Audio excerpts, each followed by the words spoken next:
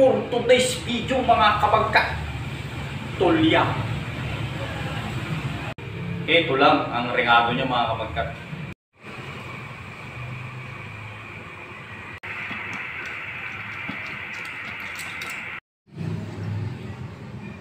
Kung may kinigtot na baka mga kabagka, meron din kinigtot na tulya. Pagkakulo, lagay na. Pagkakulo ulit, off na yung kalan and then let's eat.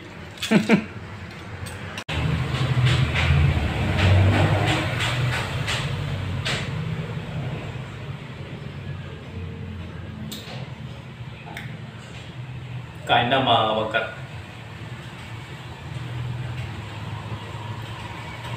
Walang ibang halo ito mga kabagkat. Tulya lang. Nilagyan ko lang ng kamatis, sibuyas, luya at kaunting patis. Yun na yun.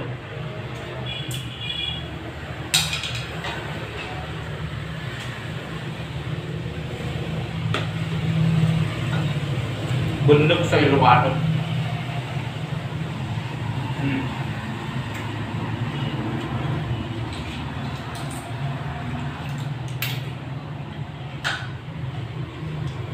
Mabisang pamparami daw ng gatas to mga kabagkat sa mga nagpapa-breastfeed dyan sa kanilang mga anak.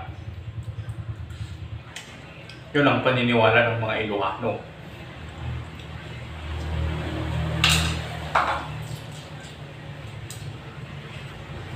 Shout out nga pala sa'yo, Alex Payumo dyan sa Lumang Palengke at si tita mo. Tita mo ba yun?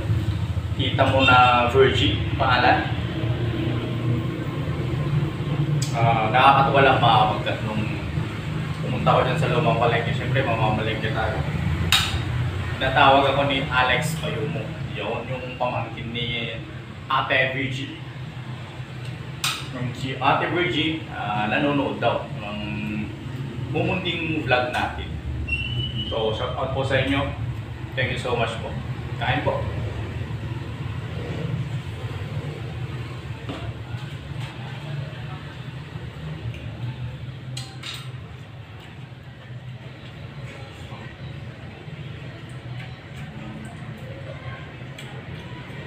Medyo manamis-namis mga kabagkat kasi ito bago.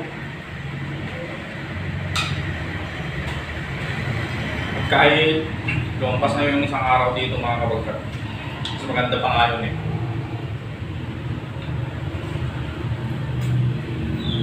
na pagkakuha mo palampasin mo muna ng isang araw bago mo lutuin.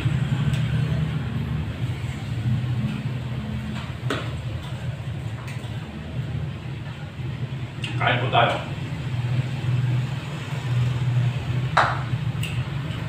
So, yun lang ang ating video ngayon sa araw na ito mga kabagkat.